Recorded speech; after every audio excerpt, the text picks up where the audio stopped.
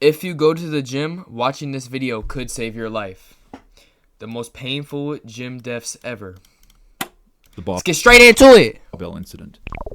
It was the early hours of a Tuesday morning in St. Charles, Missouri. The gym was entirely silent, and it was the kind of silence... Now listen, y'all. I go to the gym every day. Every single day, yes. Now, watching this video could save my life. I need to know what not to do, you feel me? And it could save your life. Take some tips. That's why we're going to watch it together. You feel me? These people all died.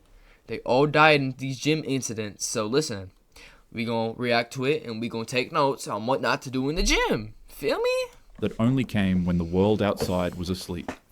At around 2:50 a.m., a young 23-year-old woman would be the only one in the gym finishing what should have been just another workout. She was a paramedic, the kind of person used to helping people, saving lives, and bringing the in. Look, I feel like the only way people die in the gym is if they're like ego lifting with no spotters and no like rack. You feel me? Like no rack to like if you fail, like you know what I'm saying? Like you know how like when you're benching by yourself, you have like your self spotter like the rack. So if you fail it, you can just like go like this a little bit and it just, you feel me? But yeah, no, I can see yourself benching no spotter and just too much weight and it goes on your neck and you just die. But other than that, it's pretty hard to die in the gym. So let's see how people, you feel me? To safety. The woman would step into a Smith machine and rack weight onto its barbell, and then she began squatting it. The only issue was that the weight was too much for her. In the middle of her set, she began struggling. She tried hard to re-rack the weight, but no matter how hard she pushed, the bar wouldn't go up. Then, in an instant, her legs gave out. She lost balance and the heavy bar dropped with no spotter to catch it. The machine pinned her down, trapping her beneath the crushing weight. And unfortunately, since she was the only one in the gym, nobody was around to hear or see her struggle. For nearly half an hour, she laid pinned and crushed under the pressure of the weight before another gym member finally walked in and found her. But by then, it was already too late. The member tried to help and called 911, but by the time paramedics arrived, they couldn't do anything for her. Her co-workers at the Christian hospital remembered her as vibrant, full of energy, and always lighting up the room with her smile. But that promise... How does that, with a Smith bar, how do you get crushed under a Smith bar? You feel me? Like, she had too much weight on the bar, so I feel like if you have a 45-pound weight on the barbell, right, and it falls, you have like a gap in between. Like, I feel like, how was she pinned under it? Because, like, you know, with the two 45-pound plates, like, it's like probably like a good foot, like 1 foot probably, you know what I'm saying, of space in between that, you know? So, unless she was literally, I don't, that's hard to imagine, honestly. And it was 30 minutes. That's a painful, slow death. That's terrible. That brightness was extinguished in a freak accident that lasted only seconds. Even in a place meant for health and strength, danger can hide in plain sight. If you're lifting heavy weights, always remember to bring a partner. There's been a number of times where I've gotten trapped underneath weight without a spotter, but I was fortunate enough to have friendly passerbys help me out. So even if you don't have a partner to work out with, try to work out when the gym is active and has other people in it. May this woman's soul rest in peace. The leg press incident. 8 years ago, in Vadodara, India, a middle-aged man walked inside of a gym for what should have been This is the ego lifting. This is the #1 ego lift right here. The leg press, bro. Oh my god. This in squat, but again, I don't know how you die from this. I can see your legs snapping in half, but like, I don't know how you would die from that. But shit, we about to find out. Normal workout. He moved from one exercise to another until he finally settled in front of the leg press machine, a piece of equipment built to test and improve raw lower body strength. The man began racking weight onto the machine until it was fully loaded with plates stacked heavy on both sides. Ahmad climbed in, positioned his back against the pad, and began pressing. At first, everything seemed fine. Surprisingly, as his legs pushed the machine, the estimated 1,000 to 1,400 pounds he was leg pressing actually moved. But then came the moment of truth, re-racking the load. He tried to lock the machine and began struggling. In an instant, his legs buckled. The massive weight came crashing down, snapping his left leg backwards with a sickening crack. The gym floor filled with screams as people rushed toward the mangled machine, the horror of the injury plain for everyone to see. But, by some miracle, the man survived. Nonetheless, the leg press still had done its damage. It had left him with a horrible, gruesome injury, and a lesson that would haunt him forever. So he capping. He didn't die from that. I was gonna say, I don't know how you would die from that though, unless you like bleed out to death. Don't ego lift. It's not worth your legs. The shake incident. It was the end of New Year's Eve in Wales. An aspiring musician and fitness enthusiast had completed his day and decided to finish the night off by preparing a protein shake to drink. As you could guess, this was something he had done countless times before. But this time, he would try something new, because after all, it was New Year's. His friend recommended that he add a specific powder into his shake, and excited to test it out, the man put a teaspoon of the powder into his drink, blended it, and began drinking it. And then, nothing happened. The drink was just a little bitter, and so he sent a text message to his friend complaining about its taste, but other than that, he was fine. Then the man went to sleep to end his night. Unfortunately, he wouldn't live to see the next morning. You see, the powder the man put in his protein shake was just caffeine. But it wasn't the regulated kind that you'd find in your Starbucks coffee. It was pure, raw caffeine.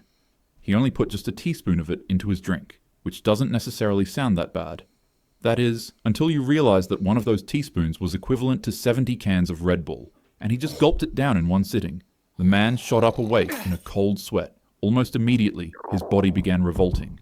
His heart was pounding violently, his vision became blurry, and his chest began constricting as if an anaconda was wrapped around him. Oh my god. He raced to the bathroom and began vomiting.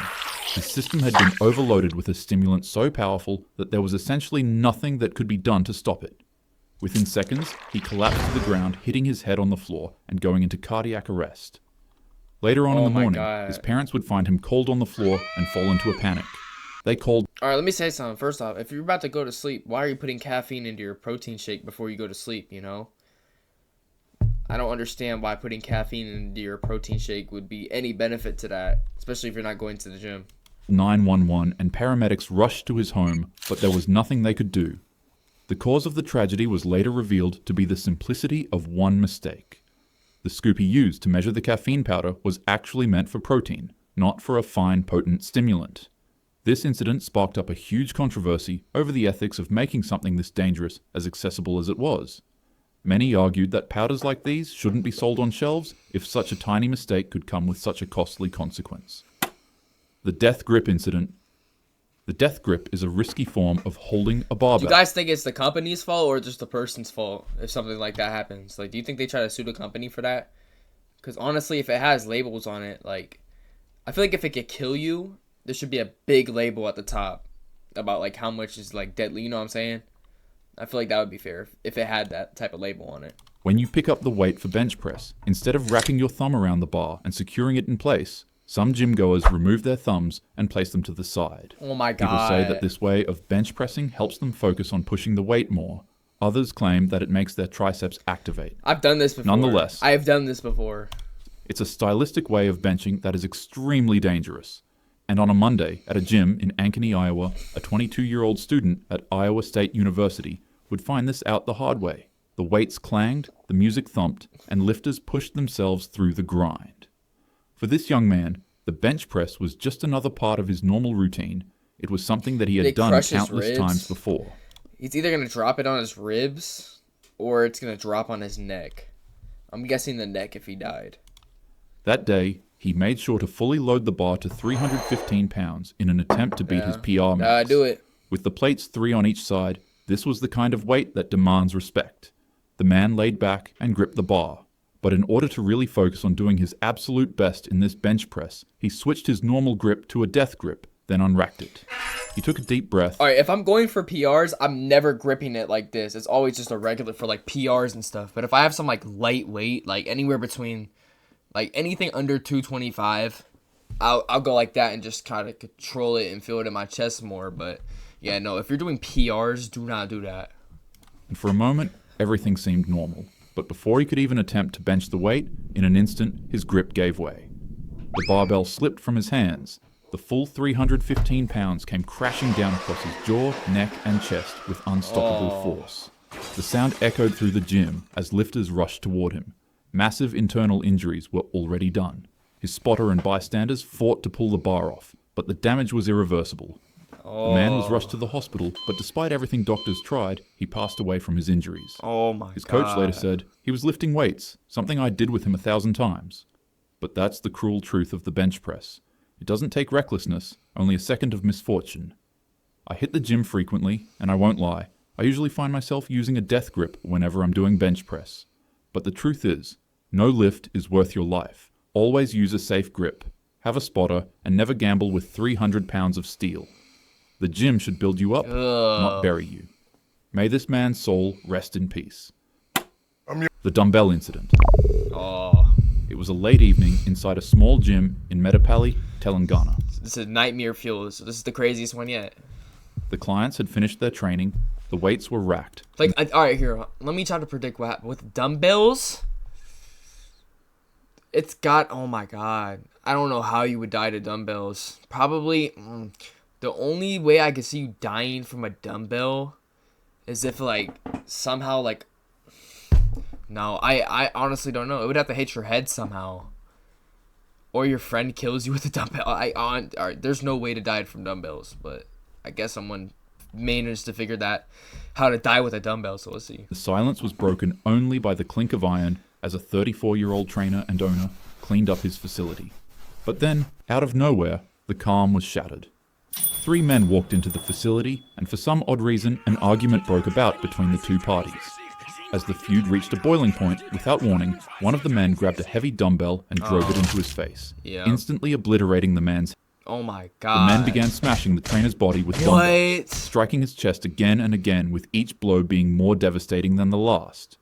The trainer's body was left on the ground, and the place that he had once built to help people improve their bodies and strength now became his final battleground. The assailants fled immediately after, but luckily they were caught by the gym's security camera as they disappeared into the night.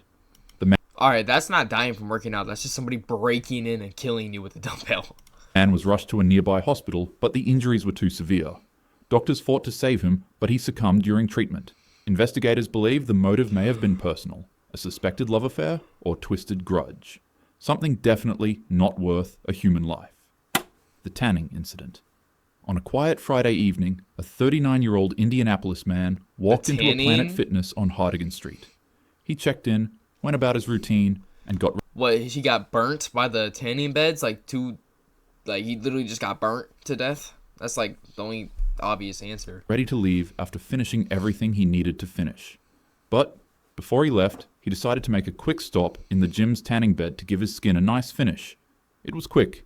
The man hopped into the tanning bed and was blasted by tanning lights for 10 minutes, left the gym, went back home, and slept happily ever after. Except that's not what happened. You see, the man's car was left parked in the gym's lot it never left, and his family became extremely worried when he didn't return home for a day. One day turned into 3 days, and before you knew it, the truth finally came out. The man struggled... Alright, but that if he was stuck in the Planet Fitness, the employees would have saw him unless he was like crawled into a corner somewhere outside. With an addiction that I can't mention on YouTube. It's speculated that the man had consumed some of the substance before slipping into the tanning bed. And while the machine tanned his skin, he quickly realized that he had consumed too much of the illegal substance. He began convulsing while trying to escape the tanning bed, but it would be to no avail. For 3 whole days. The man would remain stuck inside with his body trapping the energy from the device's UV lights. Wait, you're telling me the employees don't check this shit? Like, you wouldn't, like, see somebody screaming? Bro, it's a Planet Fitness. There's employees there 24/7. This one don't make no sense, bro. And what drug? What the fuck? They can't say it on YouTube? This ain't Za. I don't know what drug would cause this to happen, but damn, bro. That's sad. But like, if I'm in a tanning bed, I'm not trapped in it. I can just open it up, right? Hold on, we better look this up.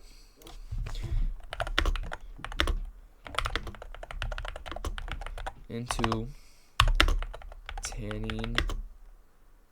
What is that shit called? A tanning bed?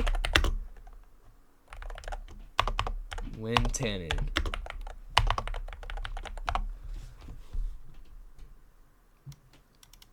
Extremely unlikely. Yeah, it's extremely unlikely to get trapped in a tanning bed. Safety features preventing you from locking in. That's what I'm saying. Automatic timers that turn off. And it's a lightweight door. What? That sounds like Planet Fitness needs to get sued after this one. causing him to become disfigured. Finally, a staff member of the Planet Fitness discovered his body locked inside of the tanning bed. He had been there since Friday, alone, silent, and hidden in plain sight. Authorities were immediately called when they found him, and by the time police and investigators pieced it together, questions were everywhere. Why did it take so long for someone to find him? Why did no alarms go off? And was it really just the substance he consumed that caused him to become stuck in the tanning bed? His mother later confirmed he had been struggling with an addiction. So it's going to say they're going to blame the substance on him not being able to open the tanning bed? No, I think Planet Fitness needs sued after this one. But she still remembered him as the kindest person with the softest heart. The gym is where you shape yourself into the best version of who you can be. It's a place that builds not only strength, but also health and happiness. But none of that matters without safety. Safety always comes first. Train with a spotter when you can, pay attention to your muscles and joints if they warn you to slow down, and never load more weight than you're truly ready to handle. Jeez, With that being said, have a happy day. Alright, y'all, so let's take notes from what we got from this video, bro. The first thing that we know now to do is bring a gym. Have a gym, bro. Straight up. Have a gym, bro. Always go to the gym with someone else, you know what I'm saying? But if you absolutely can't, make sure you have spotters. Like, shit that can spot you if you fail, bro. Another take we got from this video. Don't do the death grip when benching or whatever. Just don't do it. Just do a normal grip when benching, bro. Another tip we got is, I guess, don't hit the tanning beds. It's not worth it, bro. It's plus, not even just because of this video. Don't hit the tanning beds because they cause cancer. It does terrible shit to your skin. I do know that as a fact. But hey, y'all, that's going to be the video, man. If y'all watched, thank you. Hit that like button. Maybe a little comment, you feel me? But yeah, thanks for watching the video, man. Peace. Little nigga better back up. 40s from 2-3, smack you harder than a Mack truck. Send the link and die, but y'all ain't really with the cap stuff. I know these niggas really bitch, they just act rough.